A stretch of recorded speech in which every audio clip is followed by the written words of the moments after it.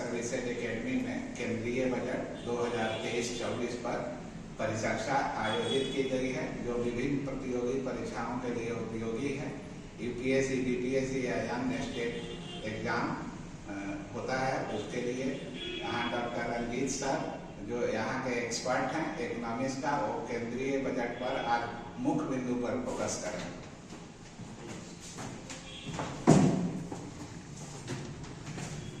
धन्यवाद रामकुमार सर।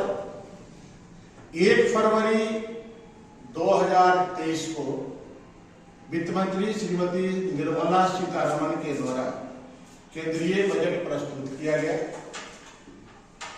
केंद्रीय बजट 2018 से 1 फरवरी को ही पेश किया जा रहा है, यानी फरवरी के पहले सप्ताह में पेश किया जा रहा है। इससे पहले इसे फरवरी के अंतिम सप्ताह को पेश किया जाता था, 28 या 29 फरवरी को ही पेश होता था। इस बार के बजट में जो विभिन्न परीक्षाओं के लिए जो उपयोगी बातें हैं, हम उसी पर आप लोगों का ध्यान केंद्रित करना चाहेंगे, आप लोगों का ध्यान आकृष्ट करना चाहेंगे। इस बार के बजट में जो सरकार ने बजट पेश किया है, केंद्रीय बजट, उस बजट में जो कुल व्यय है, वो कुल व्यय यानी कुल व्यय जो बजट के माध्यम से होना है, वो 45.3 लाख करोड़ रुपए का है।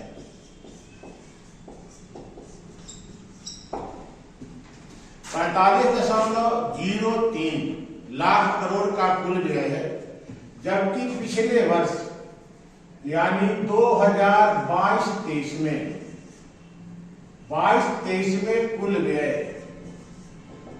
39.45 करोड़ था, लाख करोड़ था।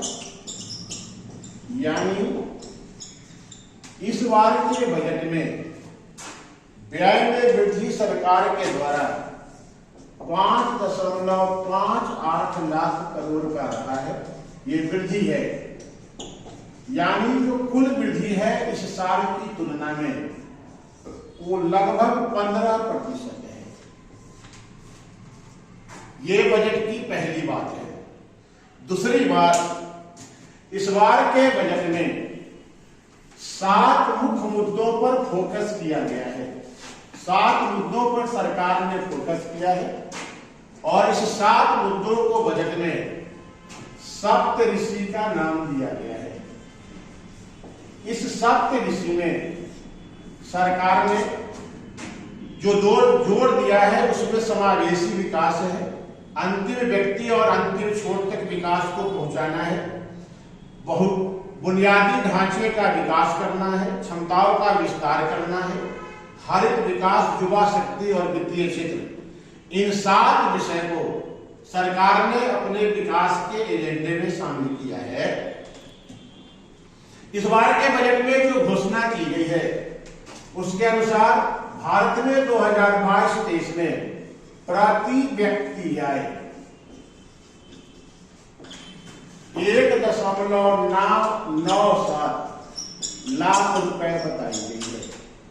यानी सरकार के बजट के अनुसार भारत में प्रति व्यक्ति आय 1,97,000 रुपए हो गई है। और सरकार ने ये भी बताया है कि 2014 की तुलना में भारत में प्रति व्यक्ति आय 9 गुना हो चुका है। 9 गुना प्रति व्यक्ति आय 2000, चूंकि सरकार जो भी है जिसका ये अंतिम पूर्ण बजट पेश हुआ है इस कार्यकाल का, उसके अनुसार उन्होंने कहा है कि हमारे कार्यकाल में प्रति व्यक्ति आय में 9 गुना की वृद्धि दर्ज की गई है। ये जो बजट पेश हुआ है, हालांकि चुनावी वर्ष था, लेकिन बजट को पूरी तरह चुनावी बनाने से सरकार ने परहेज किया है और लोक लुभावन नारों की जगह विकास पर फोकस किया गया है। और इस बार की बजट में विकास के लिए 10,000 करोड़ का 10 लाख करोड़ का आवंटन किया गया है। यानी सरकार विकास की योजनाओं पर 10 लाख करोड़ रुपया इस बजट के माध्यम से खर्च करेगी। रही बात टैक्सेशन की कि टैक्स का प्रारूप क्या रहा है, तो टैक्स के प्रारूप के अनुसार सरकार ने एक तो सुविधा मध्यम वर्ग को दिया है, नौकरी पेशा वर्ग को दिया है, और 7 लाख तक की आय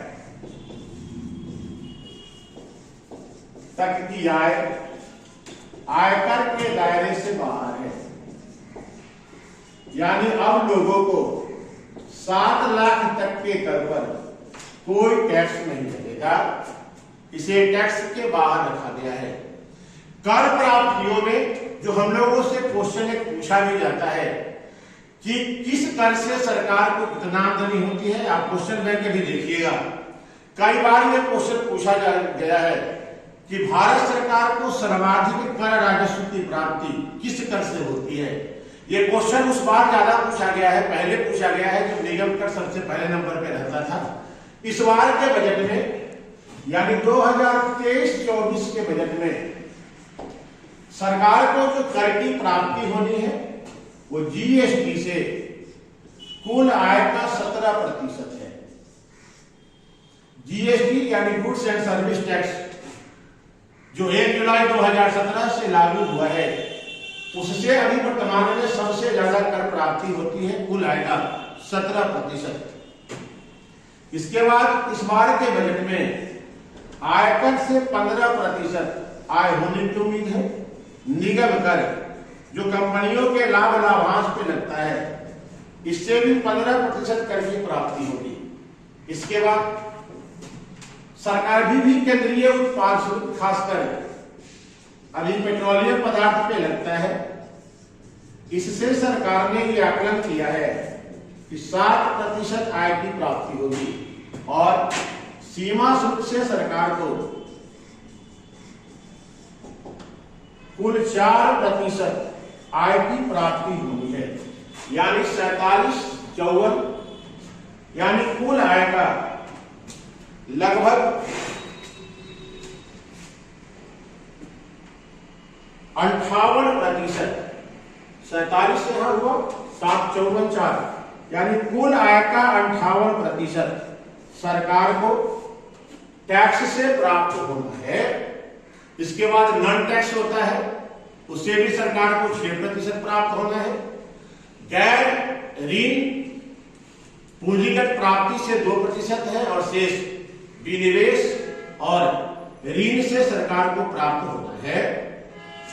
अब जो परीक्षा के दृष्टिकोण से हमारे लिए सबसे उपयोगी होता है, कई बार परीक्षाओं में पूछा भी गया है, लेकिन उसके पहले एक बात जान लीजिए, सरकार जो भी व्यय करेगी उस व्यय में सरकार के द्वारा जो भी व्यय किया जाना है, व्यय में सबसे बड़ी हिस्सेदारी भारत में हमेशा ही ब्याज भुगतान की होती है। सरकार के द्वारा जो ऋण लिया जाता है उस पर ब्याज भुगतान, तो व्यय का सबसे बड़ा मद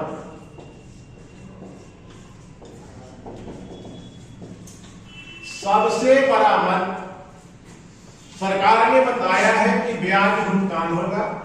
तो 2023-24 के बजट में पिछले बजट की तरह ही व्यय का सबसे बड़ा मद, सबसे बड़ा आइटम, सबसे बड़ा क्षेत्र ब्याज भुगतान है और कुल व्यय का लगभग 20% राशि ब्याज भुगतान पर खर्च होना है।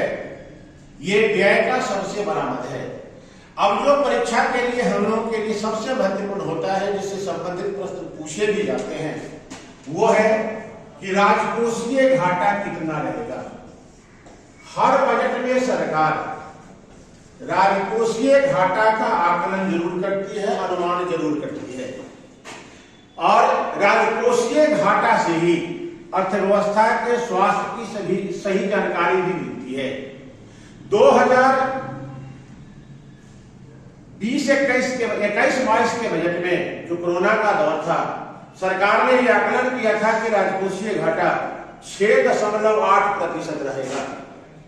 2022-23 के बजट में राजकोषीय घाटा 6.4% रहने का अनुमान किया गया था। इस बार के बजट में यानी बजट 2023-24 में राजकोषीय घाटा 5.9% रहने का अनुमान किया गया है। राजकोषीय घाटा वही होता है जो बजट घाटे को पूरा करने के लिए सरकार के द्वारा ऋण लिया जाता है। इसलिए इस बार अपने व्यय को पूरा करने के लिए कुल जीडीपी का 5.9% हिस्सा सरकार के द्वारा ऋण लिया जाएगा, ऐसा सरकार ने अनुमान किया है, एक आकलन किया है। अब बजट से संबंधित एक अन्य महत्वपूर्ण बात को भी जानते हैं। इस प्रकार इस बार के बजट में सरकार ने 3 मुख्य योजना की घोषणा भी किया है। इसमें एक योजना है श्री अन्न योजना। श्री अन्न योजना, आपको मालूम होगा कि वर्ष 2023 को संयुक्त राष्ट्र संघ ने मोटा अनाज वर्ष के रूप में मनाने का निर्णय लिया है। इसका प्रस्ताव 2016 में भारत ने ही यूएनओ में रखा था, जो 2021 में स्वीकृत हुआ था। आपको यह भी मालूम होना चाहिए कि भारत दुनिया में मोटे अनाज का सबसे बड़ा उत्पादक देश है। यहाँ मोटे अनाज का सबसे अधिक उत्पादन होता है। इसलिए मोटे अनाज के उत्पादकता को और भी बढ़ाने के लिए सरकार ने श्री अन्न योजना की शुरुआत की है। श्री अन्न योजना की शुरुआत सरकार के द्वारा किया गया है। दूसरी बात, कृषि क्षेत्र में जो हमारे देश के युवा उद्यमी हैं, जिनमें नवाचार नवोन्मेष से संबंधित कारोबार करने की व्यापक क्षमता है, इस क्षमता को से किसी क्षेत्र को लाभ पहुंचाने के लिए सरकार के द्वारा इस बार के बजट 2023-24 में कृषि वर्धक निधि की स्थापना की गई है। तो यह दूसरी बात है, कृषि वर्धक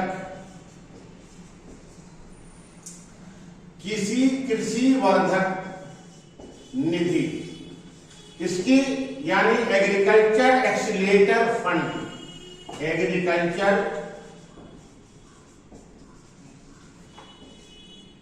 एक्सीलेटर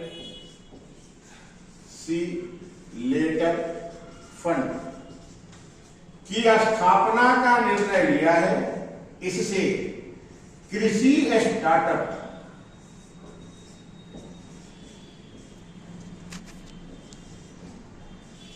को बढ़ावा देने का लक्ष्य रखा गया है। सरकार ने यह योजना बनाई है कि हमारे जो भी युवा उद्यमी हैं, जो कृषि क्षेत्र में स्टार्टअप खोलना चाहते हैं जिससे कि कृषि की उत्पादकता बढ़ेगी, उन्हें सहयोग करने का सरकार ने बनाई है। एक तीसरी योजना शुरू की गई है। आज के संदर्भ में जब ग्लोबल वार्मिंग, जलवायु परिवर्तन जैसे तमाम विषय पर दुनिया रूबरू है, परेशान है, और इसने मानव अस्तित्व को ही खतरे में डाल दिया है, इससे संबंधित एक योजना इस बजट में घोषित की गई है, जिसका नाम है पीएम प्रणाम योजना। यह पीएम प्रणाम योजना जो है वो कृषि के पुनरुद्धार, पृथ्वी के पुनरुद्धार के लिए शुरू की गई है। साथ ही इस योजना पृथ्वी का पुनरुद्धार कैसे होगा, उसका पोषण कैसे होगा, इसके लिए इस पर फोकस किया गया है कि कृषि में रासायनिक उर्वरकों के प्रयोग को संतुलित किया जाए और साथ में जो इसके विकल्प हो सकते हैं जैसे जैविक उर्वरक, कीटनाशक, इसके प्रयोग को बढ़ावा दिया जाए। इससे सरकार को पृथ्वी की सुरक्षा होगी, जलवायु परिवर्तन जैसे, प्रदूषण जैसे समस्याओं पर नियंत्रण करना संभव होगा। अब एक सेक्शन और भी बचता है कि इस बार के बजट में जो सरकार की विभिन्न योजनाएं चल रही हैं उनमें सबसे ज्यादा निवेश या सबसे ज्यादा धन किस योजना को दिया गया है। तो इस बार की योजना में इस बार के बजट 2023-24 में सबसे ज्यादा धन का आवंटन पीएम आवास योजना के लिए किया गया है। आपको मालूम होगा कि पीएम आवास योजना गरीबों को घर उपलब्ध कराने के लिए जून 2015 में शुरू किया गया था, जिसका विस्तार अब दिसंबर 2014 तक के लिए किया गया है। इस बार के बजट में सबसे ज्यादा धन का आवंटन 79,500 करोड़ पीएम आवास योजना के लिए किया गया है। योजना के मामले में जो धन का आवंटन हुआ है उसमें दूसरे स्थान पर जल जीवन मिशन योजना है और जल जीवन मिशन योजना के लिए सरकार के द्वारा 70,000 करोड़ का आवंटन किया गया है। जो तीसरा है जो कई वर्षों से चल रहा है, हालांकि सरकार ने इस बार इसमें भारी कटौती किया है और मनरेगा योजना के लिए 60,000 करोड़ रुपए का प्रावधान किया गया है। यह है योजना। सबसे ज्यादा पीएम आवास योजना आपको मालूम है कि ये शहरी और ग्रामीण दो क्षेत्रों में बांटकर चलता है।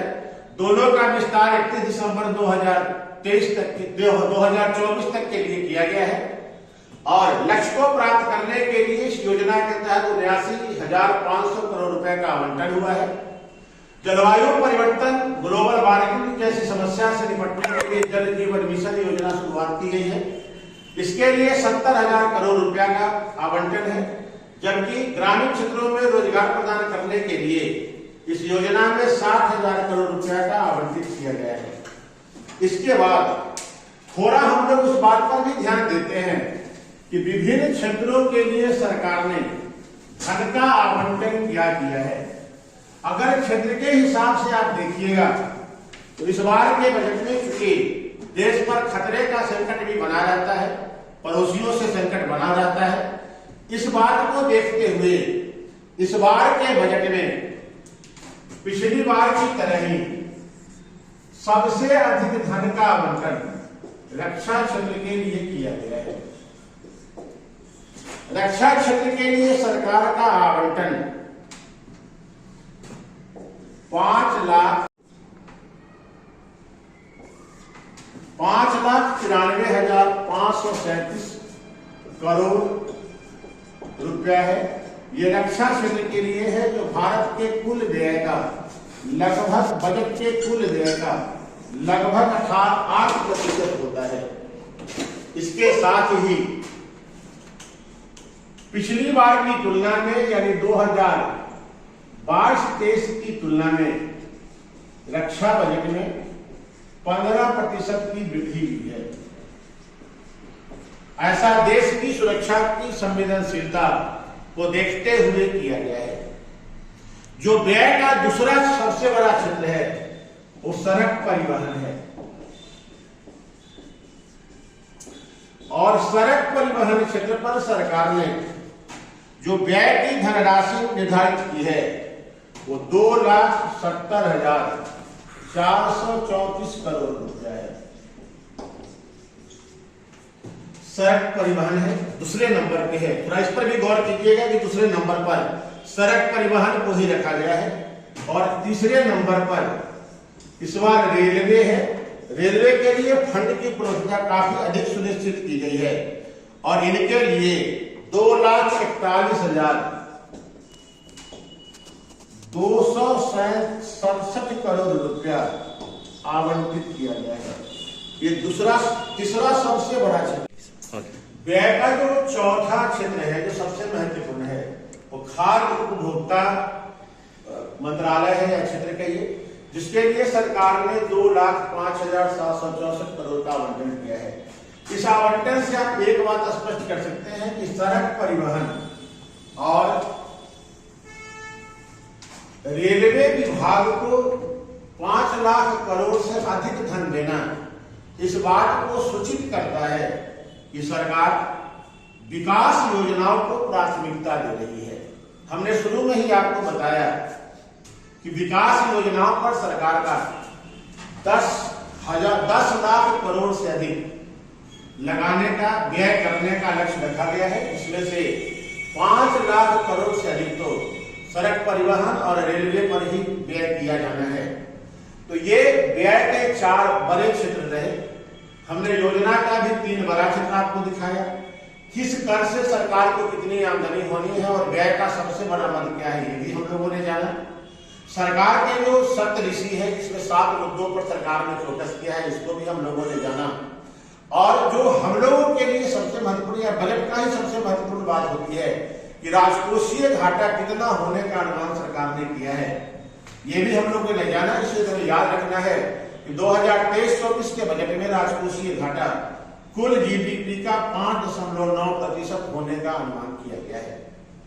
यही इतनी ही सी बात होती है जो परीक्षा के दृष्टिकोण से हम लोगों के लिए काफी महत्वपूर्ण होता है। इसको ध्यान रखिएगा। प्रश्न जब भी पूछे जाते हैं तो इन्हीं बातों से पूछे जाते हैं। हम लोगों ने कुछ योजनाओं के विषय में भी जाना, जिसमें श्री अन्न योजना है, कृषि वर्धक निधि की स्थापना की जानी है और पीएम प्रणाम योजना पृथ्वी की सुरक्षा के लिए चलाई जाएगी। इसकी घोषणा बजट में की गई है। धन्यवाद।